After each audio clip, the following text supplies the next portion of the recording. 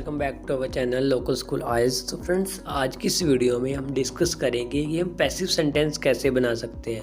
Guys, मैं आपको ये रिक्वेस्ट करता हूँ कि इस वीडियो को लास्ट तक देखना। गाइस, इस वीडियो में आपके सारे डाउट, जो भी डाउट है पैसिव सेंटेंस से रिलेटेड, वो सारे क्लियर हो जाएंगे। अगर आपको ABC भी नहीं पता है पैसिव सेंटेंस की कैसे बनाया जाता है, तो आप इसको ईजिली सीख जाएंगे। इस वीडियो के बाद आपका कोई भी डाउट नहीं रहेगा। तो प्लीज़ इस वीडियो को लास्ट तक देखना अगर आप देखने लगे हो तो चलिए गाइस, स्टार्ट करते हैं हमारी इस वीडियो को। देखिए गाइस, अगर बात की जाए कि एक नॉर्मल सेंटेंस कैसा होता है, उसमें सब्जेक्ट होता है, वर्ब होती है और ऑब्जेक्ट होता है। लेकिन गाइस, एक पैसिव सेंटेंस होता है जो उसमें सिर्फ थोड़ा सा डिफरेंस होता है। उसमें ऑब्जेक्ट मिसिंग होता है। उसमें हमको ये नहीं पता होता कि काम कौन कर रहा है। लेकिन गाइस, ये नहीं है अगर मैं कह रहा हूँ कि ऑब्जेक्ट मिसिंग है या सब्जेक्ट मिसिंग है, मैं ये कह रहा हूँ कि उसमें कर्ता मिसिंग होता है। कई बार हमको ये नहीं पता कि कार्य कौन कर रहा है, लेकिन वो कार्य हो तो रहा है, लेकिन हम उनके बारे में श्योर नहीं है कि ये कार्य कर कौन रहा है। जैसे गाइस, मैं आपके सामने थोड़े सेंटेंस रख रहा हूँ, उससे अगर आप एक बार उसको पढ़ेंगे तो आपको क्लियर हो जाएगा कि मैं क्या बताना चाहता हूँ। तो सबसे पहला सेंटेंस देखिए guys, this building was shifted to the south west. This building, ये बिल्डिंग वाज शिफ्टेड, इसको शिफ्ट किया गया, इसको मूव किया गया, इस बिल्डिंग को, इसकी पोजीशन चेंज कर दी गई टू द साउथ वेस्ट की तरफ। तो देखिए गाइस, जो बिल्डिंग है उसकी पोजीशन चेंज हो गई है। वो बिल्डिंग अब यहाँ से कहीं और शिफ्ट हो गई है, लेकिन गाइस हमको ये नहीं पता कि ये किसने की है। तो इस तरह के सेंटेंस जिसमें ज़्यादा जो फोकस किया जाता है, या फिर ज़्यादा जो हम कह सकते हैं कि जोर दिया जाता है, वो ऑब्जेक्ट को दिया जाता है जिस पर काम किया गया है, ना कि जिसने काम किया है। आप समझ रहे हैं ना गाइस, जैसे कि बिल्डिंग पर काम किया गया है, बिल्डिंग को मूव किया गया है, ये नहीं पता कि किसने किया है। तो ऐसे सेंटेंस पैसिव सेंटेंस होते हैं। जैसे गाइस, अगली एग्जांपल देखिए, next example, apples are picked. Apples are picked का मतलब एप्पल, सेब को इकट्ठा किया गया, सेबों को इकट्ठा किया गया। तो गाइस, इसमें ये नहीं बताया कि किसने किया है, बस आपको सिंपली बताया गया कि सेब्स को पिक किया गया है, इकट्ठा किया गया है। नेक्स्ट एग्जांपल देखिए गाइस, जो आप अपने राइटिंग टास्क में भी ऐसी एग्जांपल्स आपको देखने को मिलेंगी। ऐसे जो हमारा पिक्चर चार्ट होता है या फ्लो चार्ट होता है, उसमें हम ऐसे ही जो कोई ना कोई प्रोसेस होता है, इस तरह के सेंटेंस बनाते हैं। तो ये सभी पैसिव सेंटेंस होते हैं गाइस। उसमें आपका हमेशा पैसिव का यूज़ होगा, आप एक्टिव सेंटेंस नहीं बना सकते गाइस। बहुत कम चांस होते हैं कि आप एक्टिव बनाएंगे, क्योंकि उसमें आपको ये नहीं पता कि काम कौन करेगा या फिर कौन कर रहा है। जैसे ये देखिए guys, good quality apple are stored. Good quality, जो अच्छी क्वालिटी के एप्पल थे उनको स्टोर कर दिया गया, मतलब कि स्टोर करना आप समझ रहे हो कि उनको संभाल लिया, स्टोर कर दिया गया इन कोल्ड स्टोर में। ये नहीं पता कि किसने किया या कौन कर रहा है। तो इस तरह की वाक्य है। जैसे अगला देखिए, energy was generated from fossil fuels. जो एनर्जी है वो जनरेट की गई फॉसिल फ्यूल्स से। इसमें ये नहीं पता कि एनर्जी किसने जनरेट की। तो देखिए गाइस, इन सभी टाइप के जो सेंटेंस आपको मैं दिखा रहा हूँ, इसमें जो ज़्यादा जो फोकस किया गया है, ज़्यादा जो एम्फेसिस किया, जोर दिया गया है, वो किन सेंटेंस को, वो दिया गया है ऑब्जेक्ट को। मतलब कि जो जिस पर काम हुआ है उस पर ज़्यादा फोकस किया गया है, ना कि जिसने काम किया है। जैसे the road was build a long time एगो। वो रोड है वो बनाया गया था बहुत समय पहले। तो जो जिस पर काम किया गया था, रोड पर काम किया गया था, रोड बना था, तो उस पर ज़्यादा जोर दिया गया है। तो इस तरह के सेंटेंस सभी पैसिव सेंटेंस होते हैं। देखिए गाइस, इस तरह के सेंटेंस सभी पैसिव सेंटेंस होते हैं। लेकिन गाइस, मैं आपको सिर्फ यही रिक्वेस्ट करना चाहूँगा कि अगर आप पैसिव सेंटेंस को डिटेल में सीखना चाहते हैं, तो सबसे पहले आपको टेंस सीखनी होगी, क्योंकि टेंस के बिना आप पैसिव सेंटेंस या फिर एक्टिव से पैसिव और पैसिव से एक्टिव सेंटेंस नहीं बना पाएंगे। तो गाइस, अगर आपको सेंटेंस आते हैं तो बहुत ही अच्छी बात है, आप इसको इजीली सीख जाएंगे। मैं सिर्फ आपको 2 और 3 रूल बताऊंगा, बस आपने वो याद करनी है और आपको इजीली पैसिव सेंटेंस कन्वर्ट करना आ जाएगा कोई भी सेंटेंस को। अगर आपको टेंस नहीं आते हैं गाइस, तो डिस्क्रिप्शन में आपको लिंक मिल जाएगा। सभी टाइप के जो सेंटेंस हैं उन पर मैंने अलग अलग से वीडियो बनाई हुई है, आप पहले वो देख लीजिए। आपको अगर आपने एक बार वो वीडियोस देख ली तो आपका टेंस भी अपनी उंगलियों पर हो जाएगा। टेंस में भी आपका कोई भी डाउट नहीं रहेगा। तो देखिए गाइस, सबसे पहले मैं आपको टेंस के मेन रूल बता देता हूँ। जिनको भी टेंस आते हैं वो थोड़ा स्किप कर सकते हैं 2-3 मिनट के लिए। तो देखिए गाइस, सबसे पहले होता है प्रेजेंट, पास्ट और फ्यूचर। ये 3 तरह के टेंस हमारे पास होते हैं। अगर इनकी आपको ये सारे रूल नहीं याद होते गाइस, अगर आपको इतने सारे रूल नहीं याद होते, अगर आप कंफ्यूज हो जाते हैं, तो आपने सिर्फ 3 बातों का ध्यान रखना है। जो मैं आपके सामने यहाँ लिख रहा हूँ, आपने सिर्फ 3 बातों का ध्यान रखना है। अगर टेंस कंटिन्यूज़ है, अगर टेंस कंटिन्यूस है, कोई भी टेंस हो ये मैटर नहीं करता, अगर वो कंटिन्यूस है तो आपने देखना है, आपने वर्ब की फर्स्ट फॉर्म के साथ इंग लगाना है, ये तो आएगा ही आएगा। अगर टेंस कंटिन्यूस है, अगर आपका टेंस कंटिन्यूस है तो वर्ब की फर्स्ट फॉर्म के साथ इंग आएगा ही आएगा। वो कोई भी टेंस हो सकता है, प्रेजेंट, पास्ट, फ्यूचर, इन तीनों में से कोई भी। उसके बाद अगर आपको कहीं भी हैज़ और हैव, हैज़, हैव और हैड, इन तीनों चीज़, ये तीनों में से कोई भी मिलता है, हैज़, हैव और हैड, तो इसके साथ वर्ब की थर्ड फॉर्म आएगी। आपने इन दोनों चीज़ों को याद रखना है गाइस। अगर किसी टेंस कंटिन्यूस है तो वर्ब की फर्स्ट फॉर्म के साथ इंग आएगा, अगर हैज़, हैव और हैड है तो वर्ब की थर्ड फॉर्म आएगी। ये सेंटेंस अगर आप इन दो बातों को याद रख लेंगे तो आपको सारे जो हमारे टेंस के सभी रूल आपको याद हो जाएंगे।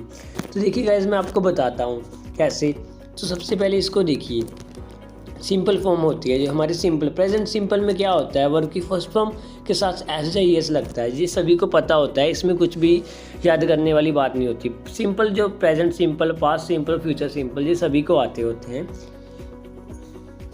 पास्ट सिंपल में क्या होता है, वर्ब की सेकंड फॉर्म होती है, और सिंपल फ्यूचर में क्या होता है, विल शैल और वर्ब की फर्स्ट फॉर्म होती है। प्रोग्रेसिव कह सकते हैं गाइस, या फिर कंटिन्यूस टेंस कह सकते हैं, दोनों सेम ही बात है। मैंने आपको पहले ही बता दिया कि कोई भी टेंस हो, वर्ब की फर्स्ट फॉर्म के साथ इंग आएगा, वर्ब की फर्स्ट फॉर्म के साथ इंग आएगा, वर्ब की फर्स्ट फॉर्म के साथ इंग आएगा। लेकिन गाइस कंटिन्यूस में आपने हेल्पिंग वर्ब भी लगानी है। हेल्पिंग वर्ब प्रेजेंट के लिए इज एम आर, और पास्ट के लिए वाज वर्ब, और फिर फ्यूचर के लिए विल बी और शैल बी। इन तीनों में ये सारी आपको नॉर्मली पता होता है। अगर आप टेंस स्टार्टिंग से पढ़ते आए हैं तो आपको ये पता होगा कि हेल्पिंग वर्ब कंटिन्यूस में यही लगती हैं। बस कन्फ्यूजन कहाँ आती है कि इसके साथ वर्ब की थर्ड फॉर्म आनी थी कि वर्ब की फर्स्ट फॉर्म के साथ इंग आना। तो ये मैंने आपको बता ही दिया कि जब भी सेंटेंस कंटिन्यूस होगा, जब भी कोई भी टेंस कंटिन्यूस होगा तो उसके साथ वर्ब की फर्स्ट फॉर्म के साथ इंग ही आएगा। अगर परफेक्ट फॉर्म की बात की जाए तो गाइस, जैसा कि मैंने आपको बताया था, हैज़, हैव और हैड, इन तीनों के साथ वर्ब की थर्ड फॉर्म आएगी। तो यहाँ पर यही है। प्रेजेंट में क्या होता है, हैज़, हैव जो हेल्पिंग वर्ब होती है वो हैज़, हैव होती है, उसके साथ वर्ब की थर्ड फॉर्म। पास्ट में वो हैड बन जाती है, वर्ब की थर्ड फॉर्म। और जो लास्ट होता है फ्यूचर परफेक्ट टेंस, उसमें विल हैव या शैल हैव होता है। और यहाँ पर हैव आ गया ना, विल नहीं मैटर करता, यहाँ पर हैव या हैज़ दोनों में से कुछ भी है। अगर हैव आ गया तो हैव के साथ वर्ब की थर्ड फॉर्म ही आएगी। ये पूरी इंग्लिश में कभी भी चेंज नहीं होगा।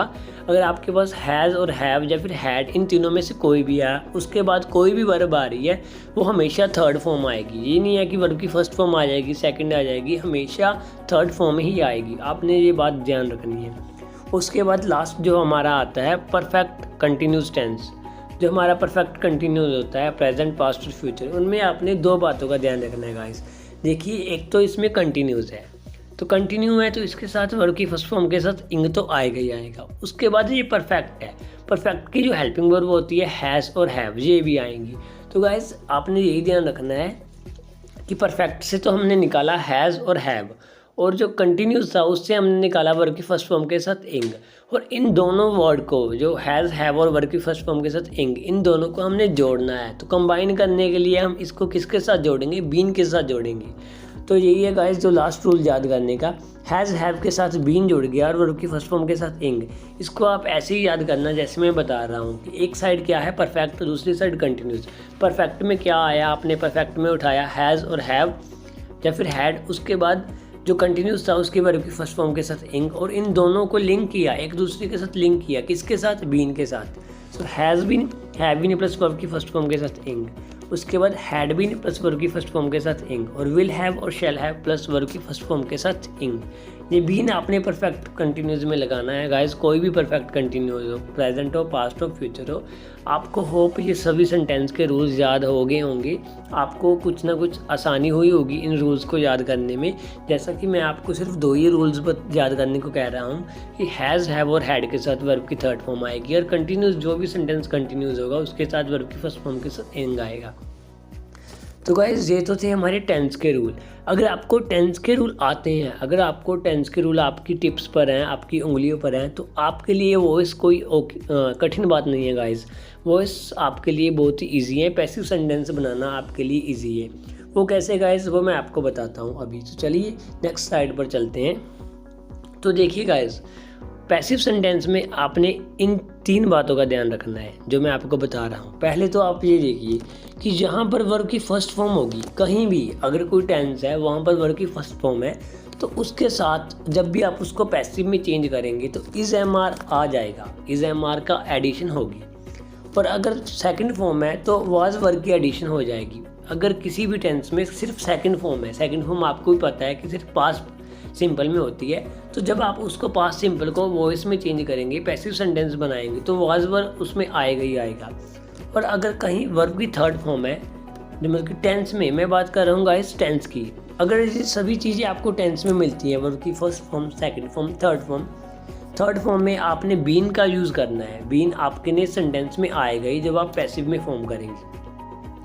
उसके बाद वर्ब की फोर्थ फॉर्म, वर्ब की फोर्थ फॉर्म को गाइस हम वर्ब की फर्स्ट फॉर्म प्लस इंग कहते हैं, इसको ही वर्ब की फोर्थ फॉर्म कहा जाता है। तो इसके जब भी आपको किसी सेंटेंस में वर्ब की फर्स्ट फॉर्म के साथ इंग देखने को मिलेगा तो आप बीइंग लगाएंगे गाइस। और मेन बात, सबसे मेन बात ये है गाइस कि वर्ब की थर्ड फॉर्म, पैसिव सेंटेंस में हमेशा वर्ब की थर्ड फॉर्म आती है। तो इसमें तो आपको कभी कन्फ्यूज़न होएगी नहीं कि वर्ब की फर्स्ट फॉर्म लगाऊं, सेकंड लगाऊं, वर्ब की फोर्थ फॉर्म लगाऊं या फिर थर्ड लगाऊं। हमेशा ही वर्ब की थर्ड फॉर्म आएगी जब भी आप अपना पैसिव सेंटेंस बनाएंगे।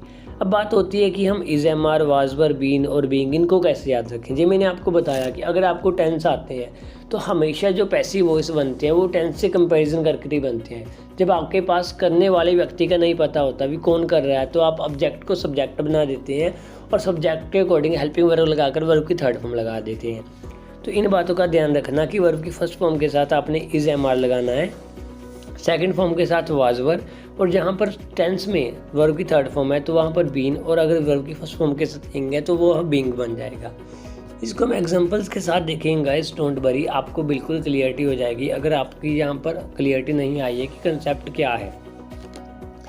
उसके बाद देखिए गाइस सेकंड, अगर टेंस में, अगर किसी टेंस में will, shall, can, could, may, might, should इन सभी का यूज़ किया गया है तो उसके साथ आपने सिर्फ बी लगाना है। तो गाइस यहाँ पर थोड़ी स्लाइड में मिस्टेक है, तो आपने क्या करना है, आपने इसके साथ कैन, गुड, मे, माइट जो भी है उसके साथ बी प्लस वर्ब की थर्ड फॉर्म लगा देनी है। कोई भी फॉर्म हो, वर्ब की फर्स्ट फॉर्म हो, वो मैटर नहीं करेगा आपकी टेंस में। जब आप उसको पैसिव में चेंज कर रहे हैं तो आपने can, could, may, might, will, shall इनके साथ बी प्लस थर्ड फॉर्म लगानी है। तो ये तो देख ली गाइस हमने रूल। अब मैं बात करूँगा कि 4 ऐसे टेंस हैं जिनका हम पैसिव नहीं बना सकते। 4 ऐसे टेंस हैं जिनका हम पैसिव नहीं बना सकते, उनको आप एक बार देख लीजिए guys. Future continuous, future continuous को हम पैसिव नहीं बनाते। एक तो फ्यूचर कंटिन्यूस है और बाकी जो भी परफेक्ट कंटिन्यूस होते हैं, प्रेजेंट हो, पास्ट हो, फ्यूचर हो, इन तीनों, मतलब कि हमारे 4 टेंस ऐसे हैं जिनका पैसिव फॉर्म नहीं बनती। तो चलिए गाइस, ये आपकी नॉलेज के लिए था, कहीं आप इसको भी पैसिव बनाने की ट्राई करें तो ये गलत हो जाएगा और आप अपने मार्क्स या अपने बैंड जो भी है आप उसको कटवा लेंगे अपने एग्ज़ाम में। तब हम बात करते हैं, जैसा कि मैंने आपको रूल समझाए तो आप एक बार देखिए वो सभी रूल यहाँ पर इम्प्लीमेंट होते हैं। सिर्फ आपने 2 बातों का ध्यान रखना था। वो 2 बातें क्या थी, एक तो वर्ब की थर्ड फॉर्म आएगी, देखो विल, शैल के साथ हमेशा विल, शैल, कैन, कुड जो भी है उसके साथ बी प्लस वर्ब की थर्ड फॉर्म आएगी। और जो कन्वर्जन थी, जैसे अगर वर्ब की फर्स्ट फॉर्म है तो इज एम आर, अगर सेकंड फॉर्म है तो वाज वर, अगर थर्ड फॉर्म है तो बीन, अगर फोर्थ फॉर्म है वर्ब की फर्स्ट फॉर्म के साथ इंग है तो बीइंग। तो देखिए वो कैसे लगे हैं। एक्टिव सेंटेंस में क्या था, सब्जेक्ट प्लस वर्ब की फर्स्ट फॉर्म थी। यहाँ पर क्या लगा, इस एम आर के साथ, जैसे आई के साथ हमेशा एम लगता है तो एम लगाकर वर्ब की थर्ड फॉर्म लगाएगी ये। उसके बाद आप इसको आई मत समझो, आप इसको सब्जेक्ट समझ लो। अगर आपको थोड़ी कन्फ्यूजन होगी आई के साथ तो सब्जेक्ट है, आई मतलब मैं एक सब्जेक्ट हूँ, आई।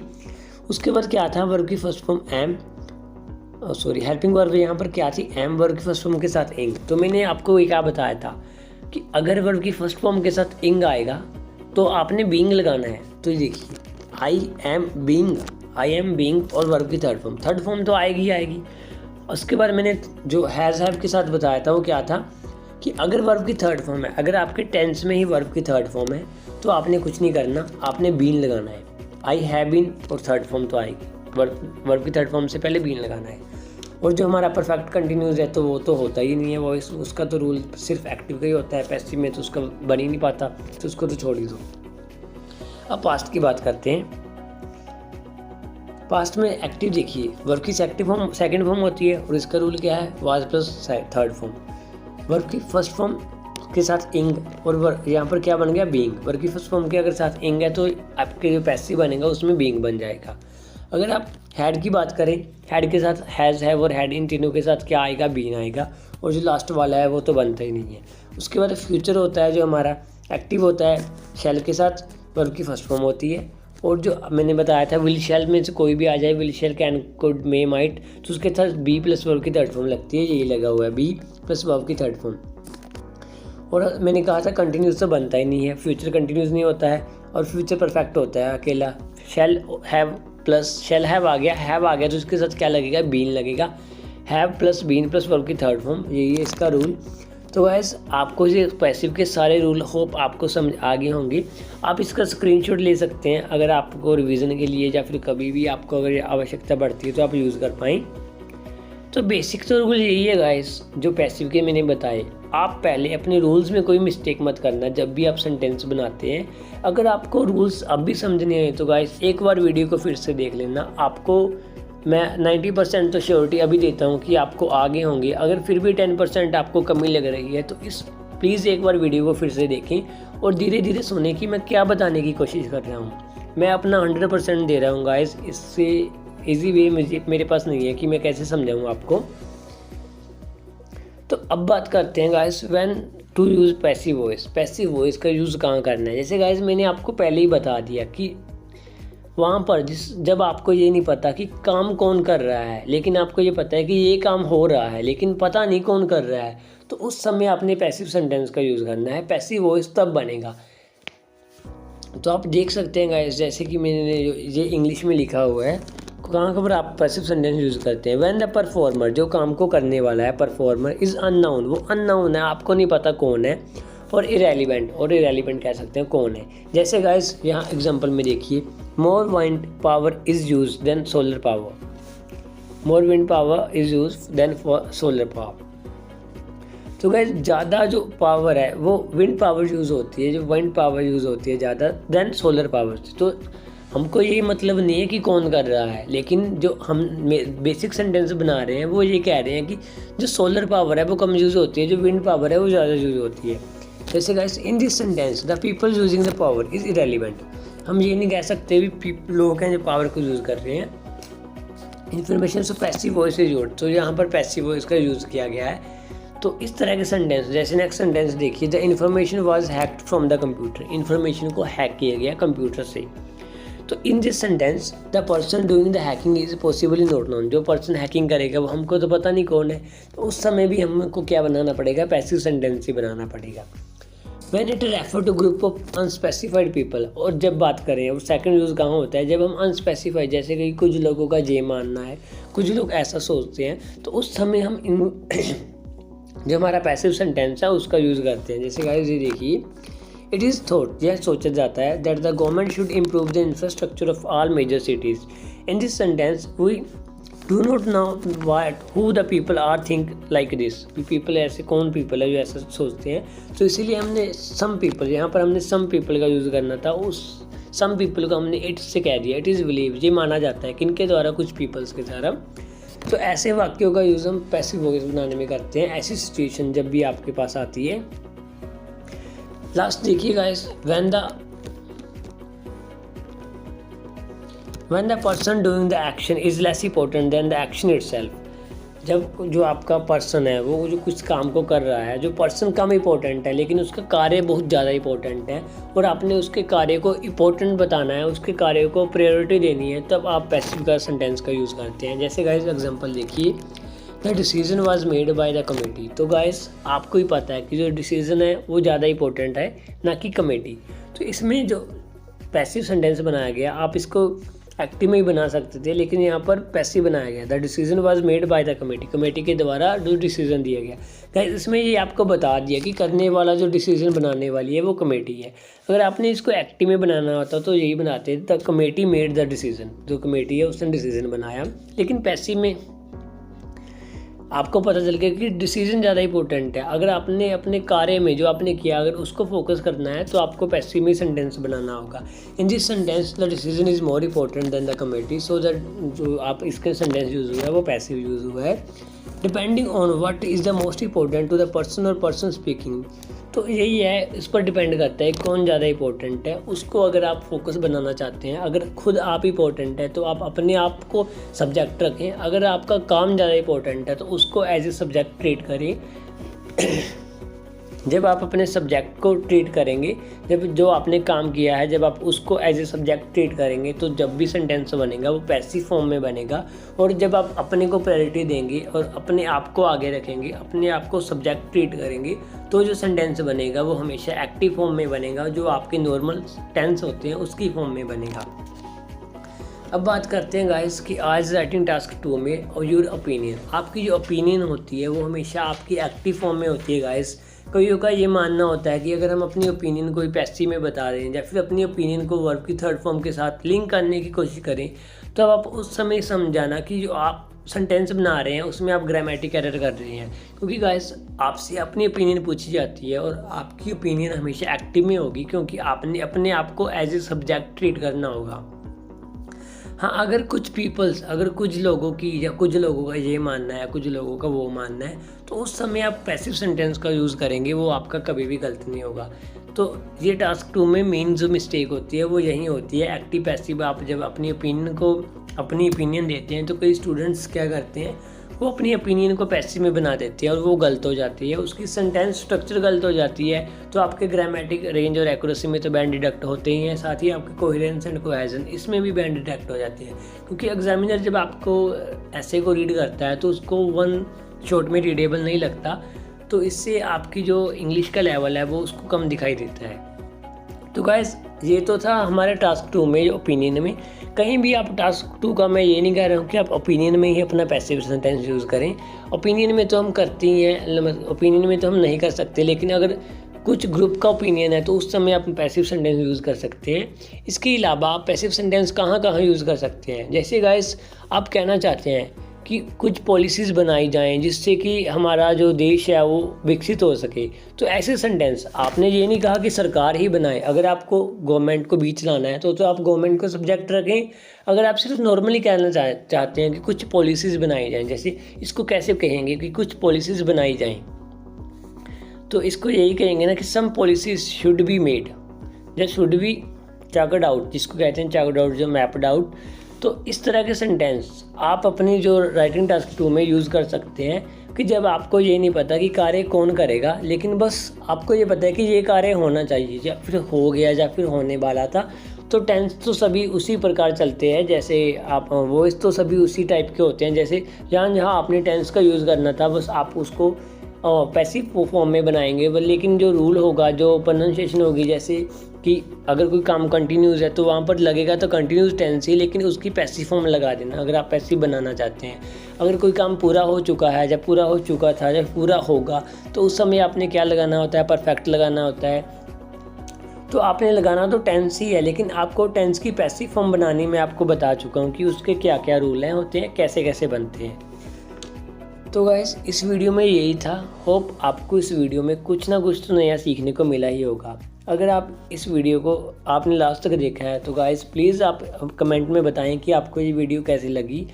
अगर आपको किसी भी टॉपिक पर वीडियो चाहे तो आप कमेंट कर सकते हैं, मैं समय निकाल कर आपके लिए वीडियो लेकर आऊँगा। अपनी पूरी कोशिश करता हूँ गाइस कि मैं आपको अपना कंसेप्ट समझा पाऊँ। गाइस ये नहीं है कि मैं ऐसे ही कुछ भी स्टार्ट कर देता हूँ, शुरू हो जाता हूँ यहाँ पर वीडियो बनाना डायरेक्ट। मैं खुद भी रिसर्च करता हूँ, देखता हूँ किस वे से मैं आपको आसानी से जो कंसेप्ट है उसको समझा पाऊँ। तो गाइस यही थे इस वीडियो में। Thanks for watching this video.